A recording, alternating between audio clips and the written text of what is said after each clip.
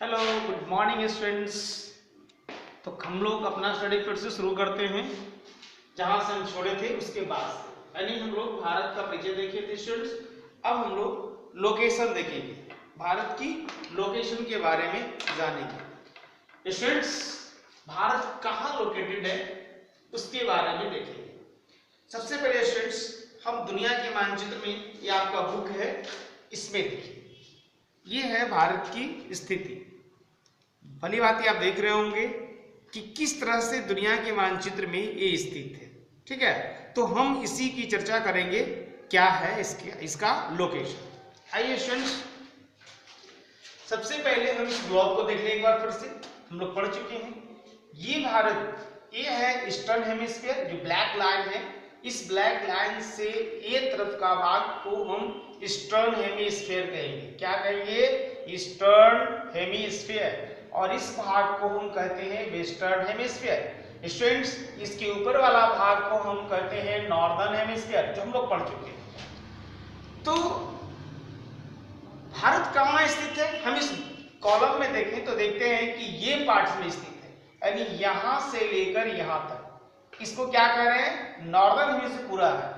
और जब हम सिर्फ इस हिस्सा को दिखा रहे हैं तो इसका पूरा नाम हो जाएगा नॉर्दर्न और ईस्टर्न हेमिस्फीयर, ये दोनों मिला दिए तो क्या हो गया? नॉर्दर्न ईस्टर्न हेमिस्फीयर, उत्तरी पूर्वी गोलार्ध। आइए हम लोग इस पर देखें, पहले से तैयार करके रखे हैं।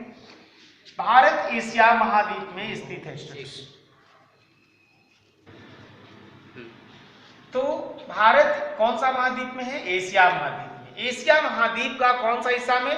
उत्तरी पूर्वी गोलार्ध। देखिए यहाँ पर है ना, ये था उत्तरी, इस इक्वेटर लाइन के जो ऊपर में उत्तरी, और ये 0 डिग्री लॉन्गिट्यूड जो पढ़ चुके थे, 0 डिग्री लॉन्गिट्यूड उसके। तो ये दो भाग, तो ये हो गया, इस भाग को कह रहे हैं उत्तरी पूर्वी गोलार्ध। तो कहाँ है? एशिया महाद्वीप के उत्तरी पूर्वी गोलार्ध। स्टूडेंट, इसका अक्षांशीय विस्तार जानिए। अक्षांशीय विस्तार 8 डिग्री 4 मिनट नॉर्थ। नॉर्थ का मतलब ऊपर वाला भाग इक्वेटर लाइन से ऊपर, और 37 डिग्री 6 मिनट नॉर्थ, यहां तक इसका यानी अक्षांश में फैला हुआ है। स्टूडेंट्स, हम आपको आपके बुक की तरफ ध्यान देते हैं और देखते हैं कि ये कहां है। आइए देखिए स्टूडेंट्स, इसको ध्यान से देखिए। ये अक्षांश है, ये पूरा क्या है? जितनी भी लाइन देख रहे हैं इसको हम अक्षांश कहते हैं। और ये जूम करके दिखाएंगे, देखिए यहां पॉइंट 8 डिग्री 4 जो दिया हुआ है, 8 डिग्री 4 मिनट, ये लास्ट पॉइंट है। देखिए 8 डिग्री 4 मिनट दिख रहा होगा, है ना, 8 डिग्री 4 मिनट यहां से, और ये कहां तक फैला हुआ है? यहां देखिए 37 डिग्री 6 मिनट, यानी पूरा यहां से यहां तक की लंबाई अगर देखें तो उसकी फैला हुआ।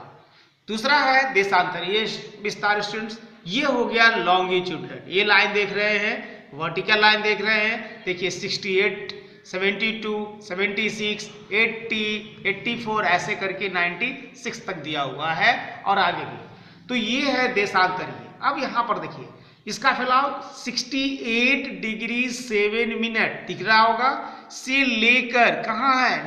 97 डिग्री 25 मिनट, यहां से यहां तक ये इसका जो है विस्तार है स्टूडेंट्स। ठीक है, अब आगे स्टूडेंट्स आइए हम एक और लाइन देखें। यहां देखिए, इसका नाम है कर्क रेखा। इस ग्लोब में देखिए, इसको कहते हैं ट्रॉपिक ऑफ कैंसर, जो हम लोग पढ़ चुके हैं।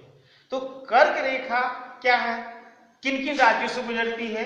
वो 8 राज्यों को टच करती है। गुजरात, राजस्थान, मध्य प्रदेश, छत्तीसगढ़, झारखंड, पश्चिम बंगाल, त्रिपुरा और मिजोरम। ये 8 राज्यों से पार करती है, 8 राज्यों को टच करते हुए जाती है।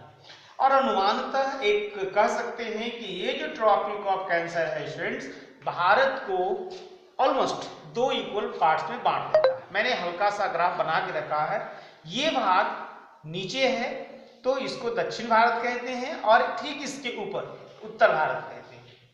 ये वाला पार्ट्स आपको शीतोष्ण कटिबंध में आता है, चूंकि टेम्परेट है इसलिए इसका नाम है शीतोष्ण कटिबंध। और ये वाला भाग उष्णकटिबंध में आता है ना। यानी भारत दोनों कटिबंध में फैला हुआ है, उष्णकटिबंध में भी और शीतोष्ण कटिबंध में। चलिए यहाँ के बाद हम लोग जान लिए। अब स्टूडेंट्स कर्क रेखा क्या है, किन किन राज्यों से गुजरती है, जो बता दिया हमने। अब इसके बाद भारत की एरिया की बात है। तो भारत की एरिया कितना है, 32.8 लाख यानी 32.8 लाख वर्ग kilometre. 32.8 lakh 32.8 lakh kilometre square kilometre कर सकते हैं। तो ये अब भारत की नॉर्थ से साउथ की ओर चलते हैं, नॉर्थ साउथ। आइए इस मैप में फिर से एक बार नजर डालिए, है ना। इस मैप देखिए ये नॉर्थ है, ये साउथ है।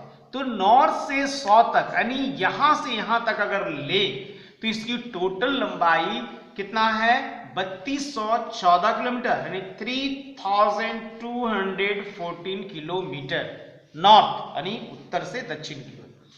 वहीं पर ईस्ट टू वेस्ट की ओर अगर चलते हैं, उधर देखा ईस्ट टू वेस्ट की ओर चलते हैं, ये देखिए ईस्ट टू वेस्ट, तो उसकी टोटल लंबाई है 2933 किलोमीटर। आइए स्टूडेंट्स यहाँ भी देख लीजिए ईस्ट टू वेस्ट, ये देखिए यहां से लेकर यहां तक अगर देखें तो 2933 किलोमीटर है स्टूडेंट्स, ठीक है। अब यहां फिर से हम एक बार आ जाते हैं, इसका स्थलीय लैंड लाइन यानी हमारा जो स्थल का लेंथ है वो कितना है, तो स्थलीय डिस्टेंस 15,200 किलोमीटर है। यानी अगर हम भारत की चारों तरफ की बात करें स्टूडेंट्स, है ना, तो ये देखिए स्थल कहां से कहां है, भूमि का। तो यहां से देख रहे हैं, कॉस्ट लाइन को छोड़ दीजिए, जमीन को छोड़ दीजिए, ये भाग जो है वो आपका दिया हुआ है कितना, आपको 15,200 किलोमीटर। समुद्र तट की लंबाई, तो समुद्र तट ये हो गया। अब देखिए अरब सागर है ना, ऐसे तक बंगाल की खाड़ी है, हिंद महासागर है। तो यहां से यहां तक की लंबाई इंक्लूडिंग अंडमान निकोबार द्वीप समूह और लक्षद्वीप समूह की परिसीमा को लेते हुए अगर हम ले तो इसकी टोटल लंबाई हो जाता है 7,570 यानी 17 किलोमीटर, 7,517 किलोमीटर लगभग, कुछ और बढ़ता है। और इसमें दोनों आइलैंड शामिल है, कौन कौन, अंडमान निकोबार द्वीप समूह और आइलैंड द्वीप समूह। आइए अब स्टूडेंट्स हम दुनिया की मानचित्र में अगर हमको देखना होगा, वर्ल्ड की मैप में देखना होगा, तो इसकी स्थिति कहाँ है।